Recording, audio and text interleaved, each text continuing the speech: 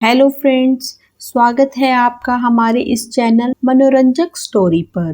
रोज नई स्टोरी के लिए हमारे इस चैनल को लाइक करें, सब्सक्राइब करें एंड कमेंट्स करें। धन्यवाद। माँ का आशियाना। ए छोरी, कुछ काम का सीख ले। अपनी मम्मी से पराए घर जाएगी तो नाक कटवा देगी और निकाल दी जाएगी घर से।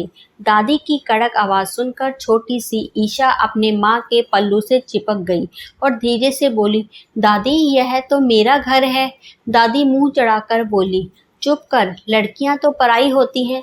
तेरा घर तो वह होगा जहाँ तेरा ब्याह होगा।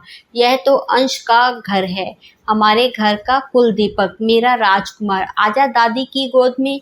कहते हुए सारा लाड अंश पर उड़ेल दिया। छोटी सी ईशा की आंखों में आंसू झलक पड़े। संयुक्त परिवार में जन्मी ईशा धीरे धीरे अंतर्मुखी स्वभाव की होती जा रही थी। वजह थी परिवार में दादी का बोलबाला। दादी, जिनकी सोच अभी भी वही थी कि लड़के से ही परिवार का नाम आगे बढ़ता है, लड़कियां तो पराई होती हैं। ईशा बचपन से देखती सुनती आ रही थी कि पापा भी दादी की कोई बात नहीं टालते थे, जिसकी वजह से ईशा की माँ रचना भी दब कर रह गई थी। बचपन से दादी के ही रंग में रचे बसे पापा माँ की कोई बात सुनना ही कहाँ चाहते थे। दादी हर बात में नुक्ताचीनी करती थी, माँ की हर बात में कमियां निकालना और साथ में यह कहना, अपने घर से कुछ सीख कर भी आई हो, ये पराई लड़कियां क्या जाने हमारे घर की तौर तरीके। सुन रचना, यहाँ यह सब नहीं चलेगा। यह घर मेरा है और तुझे मेरे हिसाब से रहना पड़ेगा। ईशा बाल मन में उठे प्रश्न की उड़ेल बुन में उलझी। यह उत्तर ही नहीं ढूंढ पा रही थी कि दादी के कहे अनुसार यह घर लड़कियों यानी मेरा नहीं। मेरी माँ की शादी के बाद यह घर भी तो माँ का नहीं बल्कि दादी के कहे अनुसार दादी का घर है। तो आखिर मेरा या माँ का घर है कौन सा? इस सोच के साथ उम्र की दहलीज पार करते हुए अंदर ही अंदर घुट रही थी ईशा। कई दफा मन कसमसा कर रह जाता जब वह पापा को अपना पुरुष तत्व माँ पर दिखाते देखती। पापा भी कहाँ पीछे रहते थे माँ को सुनाने में। माँ जब भी पापा से अपने दुख या परेशानियों को बांटने की कोशिश करती तो पापा सीधे से जवाब देते, इस घर में रहना है तो हमारे कायदे कानून से रहो, वरना वह रहा बाहर का रास्ता, ढूंढ लो अपना ठिकाना। ईशा का दिल कई बार विद्रोह पर उतर आता। वह दादी से पूछना चाहती थी, दादी आप भी तो किसी और घर से आई थी, तो यह घर आपका कैसे हो गया? सिर्फ इसलिए कि मेरे पापा की माँ हो आप? और अगर हाँ तो मेरी माँ भी तो मेरे भाई अंश की और मेरी माँ है, तो उस नियम के तहत यह घर माँ का हुआ। क्यों आप लोग बात बात पर उसको जलील करते रहते हैं? पर हर बार माँ उसको चुप कराकर उसकी भावनाओं को ताला लगा देती थी, यह बोलकर कि बेटा बड़ों की इज्जत करनी चाहिए, वह तेरी दादी है, बड़ी है तुझसे, उनकी बात पर बुरा मत माना कर।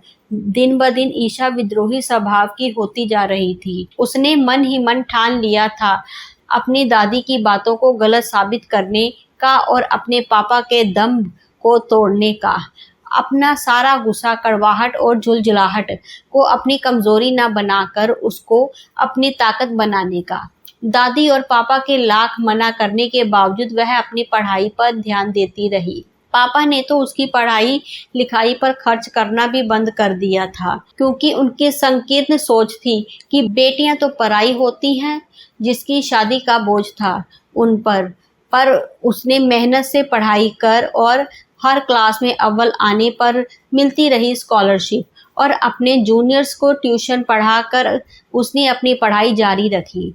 ईशा की मेहनत और लगन से एक नामी कॉलेज में प्रवक्ता के पद पर अपॉइंटमेंट लेटर आया तो वह खुशी से फूली न समाई और माँ के पास जाकर उनके पैर छूकर गले लग गई। आज वह निसंकोच होकर अपनी माँ को साथ लेकर पापा और दादी के पास गर्व के साथ यह खुशखबरी सुनाने पहुंची। अपना अपॉइंटमेंट लेटर दादी के हाथ में रखकर उनके और पापा के पैर छूकर वो बोली, दादी, एक औरत होकर भी आप औरत की भावनाओं को कभी नहीं समझ सकी। हमेशा आपने और पापा ने माँ को पराये होने का ही ताना दिया। माँ भी किसी की बेटी थी, आपकी तरह।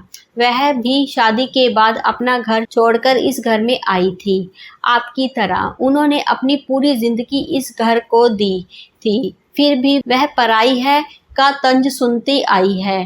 क्या आप बताएंगी औरत का अपना घर कौन सा होता है? क्योंकि कोख जाई माँ का घर भी लड़की के लिए पराया होता है। शादी होकर ससुराल आई तो वह घर पति का होता है, तो यह घर भी उसका नहीं। तो आखिर कौन सा घर होता है हम औरतों का? और अगर यह घर माँ का है तो उसको पूरे जीवन पराई होने का एहसास क्यों कराया जाता है? बस बहुत हुआ दादी। अब अगर आपने और पापा ने माँ को पराये होने का ताना दिया तो अब और नहीं सुनूंगी आप दोनों की बातें। अपनी माँ के आशीर्वाद से आज मैं इतनी सक्षम हो गई हूँ कि ले जा सकती हूँ अपनी माँ को एक नए आशियाने में, जो माँ का आशियाना होगा। अपनी माँ का हाथ अपने हाथों में लेकर ईशा ने गर्व से बोला, दादी, मानो तो बहू भी अपनी है, वरना बेटी भी पराई है। घर सिर्फ आदमी से ही नहीं, आदमी और औरत की साझेदारी से बनता है। घर जितना आदमी का होता है उतना ही औरत का भी होता है। धन्यवाद।